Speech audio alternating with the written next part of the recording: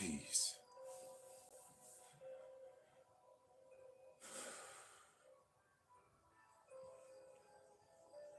Welcome to your YouTube live book reading.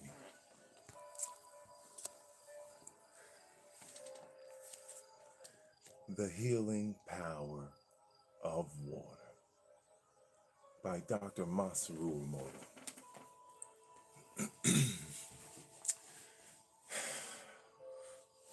I just want to take a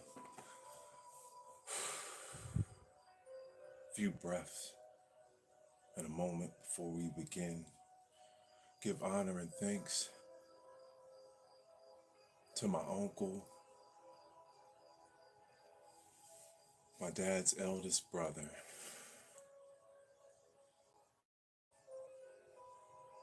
Theron Man Riley. Uncle Man.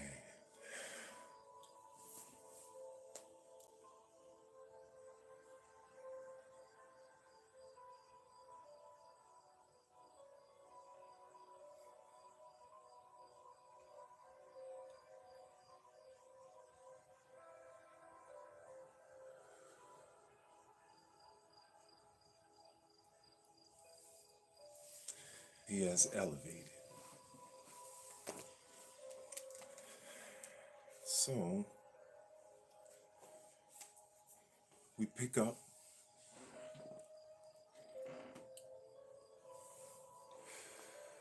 with this wonderful reading.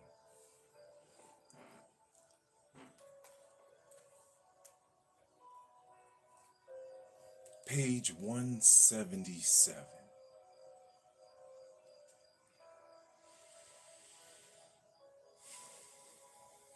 Chapter 13. Waters of the World. Highest Heart Love. By Starhawk. One morning, I was meditating beside a beautiful lake in Vermont, listening for whatever messages the water might have for me. All water is connected. The lake said, all water is in constant communication with all other water. The waters of the world are one consciousness, holding the world in liquid embrace. What you do to any part of the waters affects them all. I am a pagan, someone who practices the ancient earth-based religions that have roots in pre-Christian traditions of Europe and the Middle East. For pagans, water is one of the four sacred elements: earth, air, fire, and water.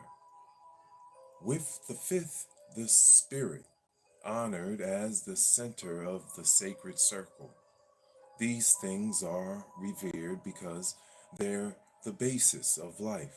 We begin every ritual by honoring and invoking them, and end every ceremony by thanking them and bidding them goodbye, reminding ourselves again and again of our deep dependence on the natural world.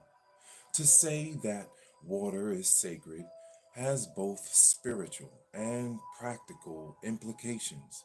If we honor water spiritually, we must also treat it with respect in very ordinary ways. The land I live on, in the coastal mountains of western Sonoma County, California, is a place of water extremes. In the winter, we can get 80 to 100 inches of rain, which often comes in torrents. Hillside, washaway, and nearby river flood. We learn to respect water's power to carve, to change, to undermine, to rage. And we know that every structure we build, every road we lay, and every bridge and crossing we construct must be designed to respect and channel water's flow, or we risk immense damage to the land. The salmon and the steelhead trout, keystone species of these hills, depend on clean gravel and running streams and deep summer pools in order to reproduce. The health of the hills and forests, in turn, depends on the salmon, who, as they migrate from the sea and swim upriver to their birth streams to spawn and die, return nutrients that have washed downstream to the soil and trees. But a century and a half of logging, gravel mining, and road building has silted much of the gravel and dried up the summer pools. To hold water sacred, we must cherish the salmon and work to repair the damage. Water also teaches us to be humble, a word that shares a root with humus and means close to the earth. For our greatest allies in cleansing and healing water are the most humble things on earth: bacteria, fungi, beneficial microbes, and plants. Gray water systems provide habitat for these cultures, who obligingly eat pathogens. Sewage can be treated and constructed wetlands or living machines that mimic nature's own ways of cleansing water, sending it through a sequence of living communities of bacteria, algae, plants, and fish. Peace, peace. Conserving water and creating systems to heal and clean it are practical prayers. We've also created rituals that honor water's powers of cleansing and connecting. For many years, Reclaiming My extended spiritual community has practiced a simple ritual we call Waters of the World. We collect water from sacred springs and from our household taps, from significant places and from the sites of significant events, and combine it when we come together in ritual, often keeping a bowl of it on an altar so that it becomes infused with our energy. Then, when we separate, we each take a small amount.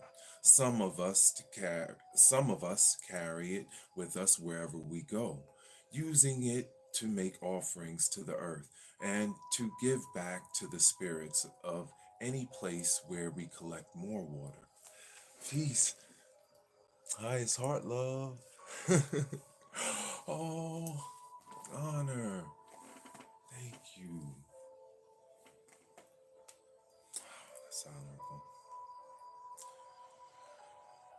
This ritual began more than two decades ago as a response to fear and despair. It was in 1980, shortly after Ronald Reagan was elected President of the United States, when our circle met for the winter solstice. We held an all night vigil and spoke about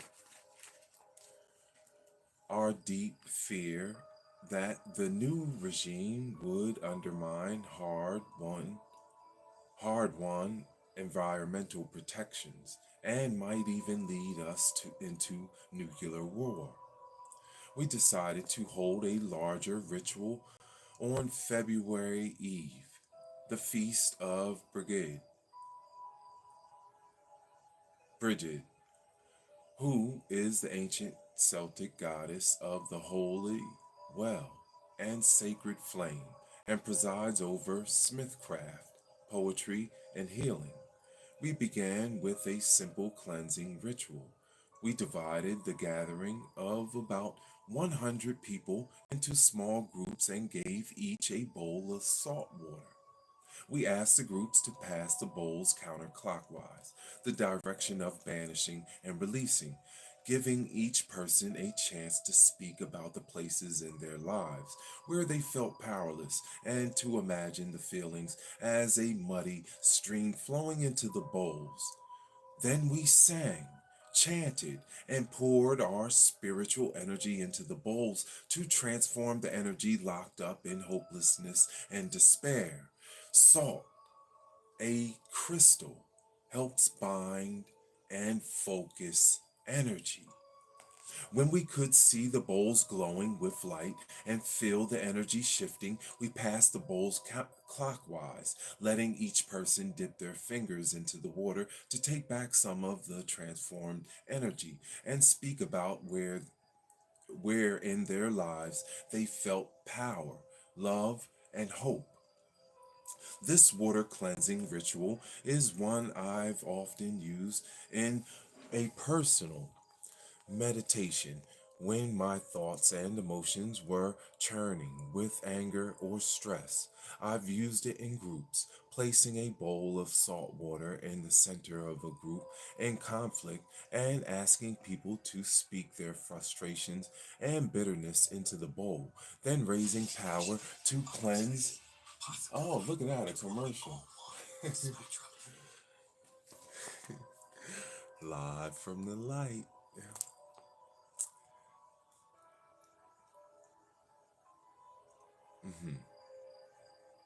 Transform the energy so that it can be taken back. In all these rituals, we focus on and honoring the energy locked up in anger or grief or resentment, seeing it not as something negative to be gotten rid of, but as something potentially strong, powerful, and positive that has gotten stuck and stagnant and needs to be released to flow more freely.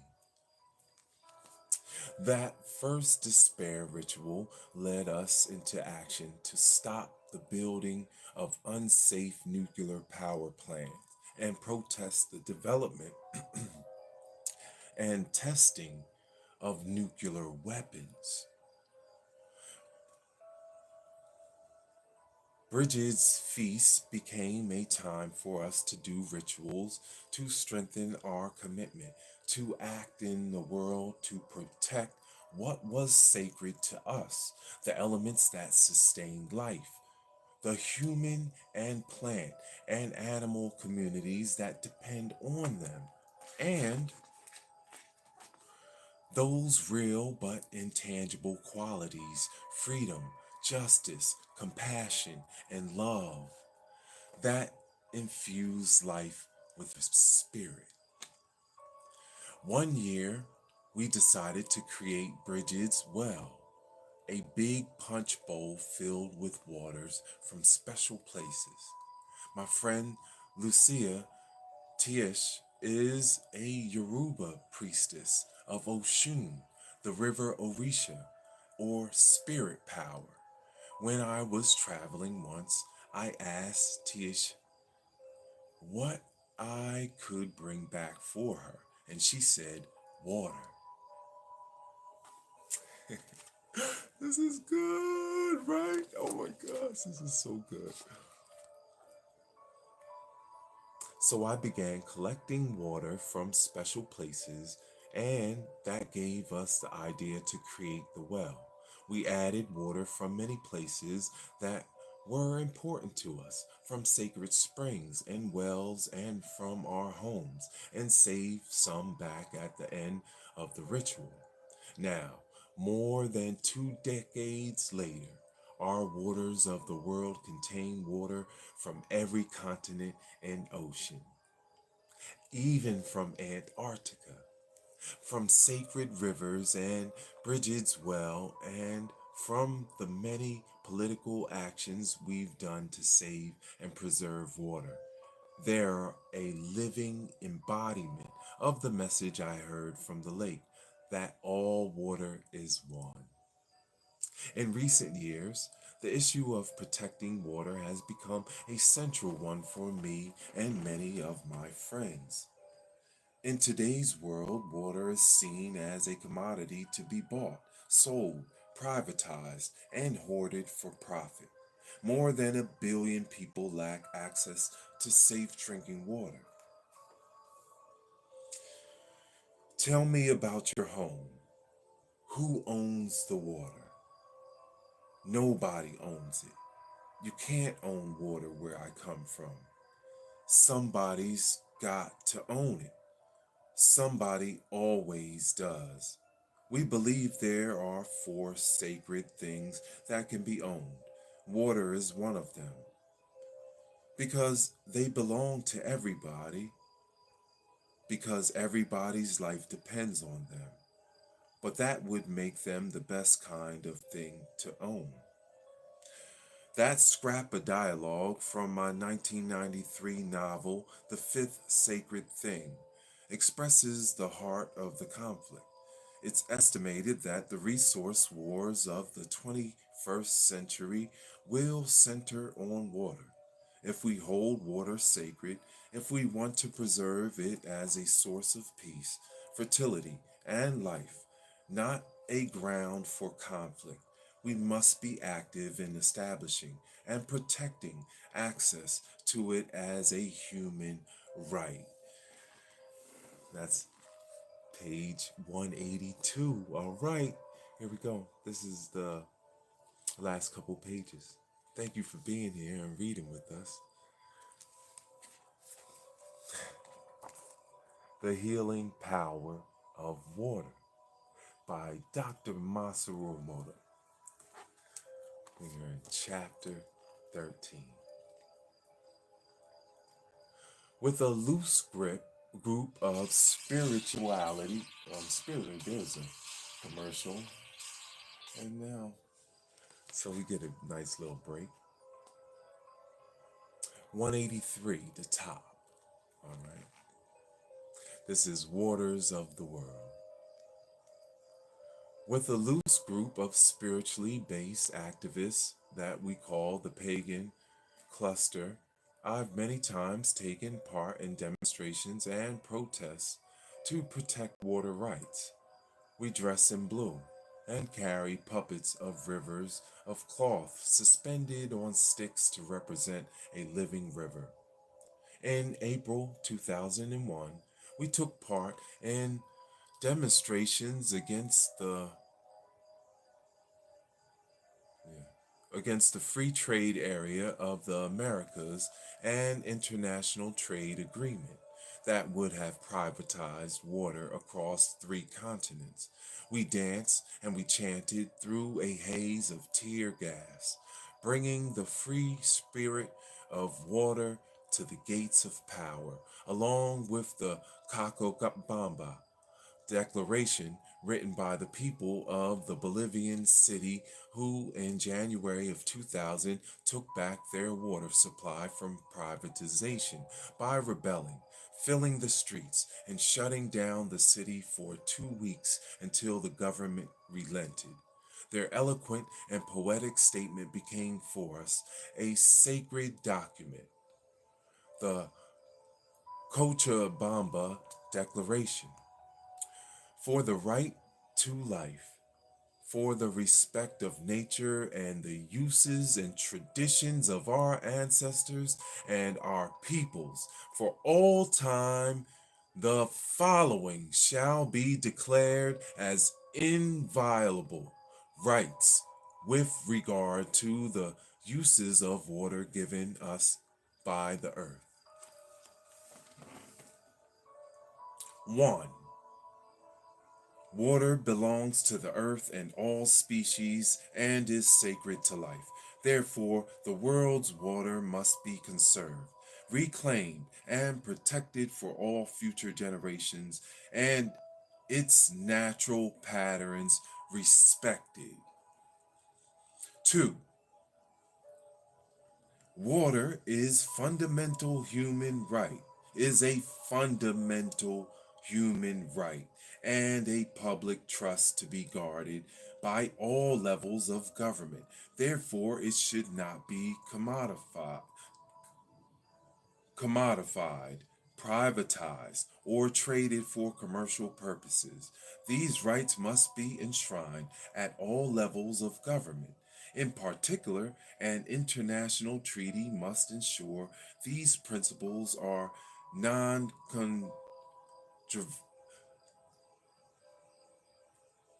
non vertable. Nice.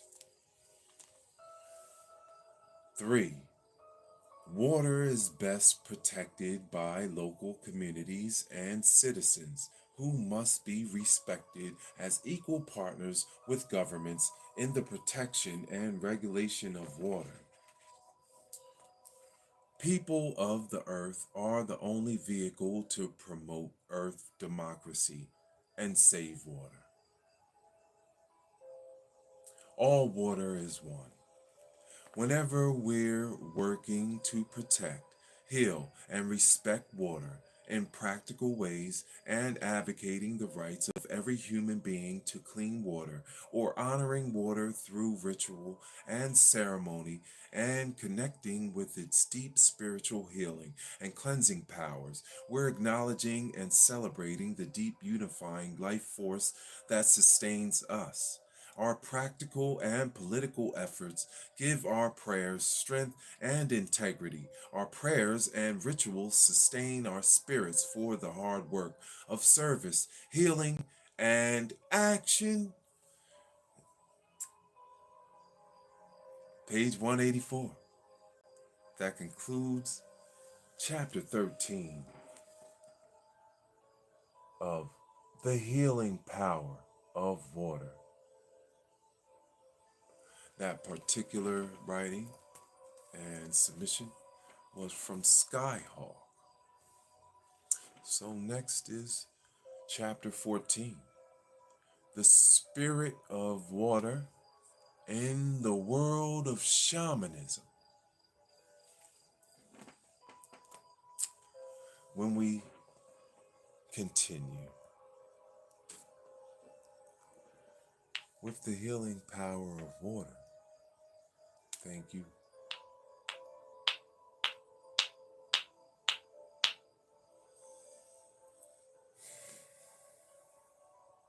Gotta give thanks.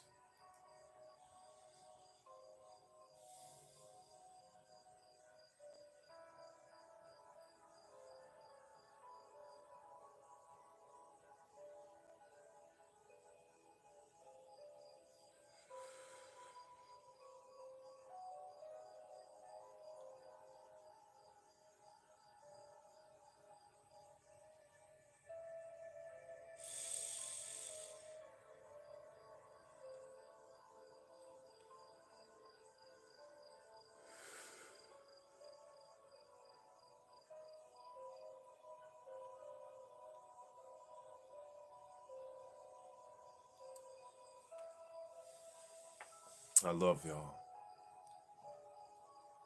Thank you for reading with us. Highest heart love and honor to all of you. We did it. We're moving into chapter 14. Thank you. Thank you all. Peace. Y'all have a wonderful day. Remember to look up, right? All right. Peace.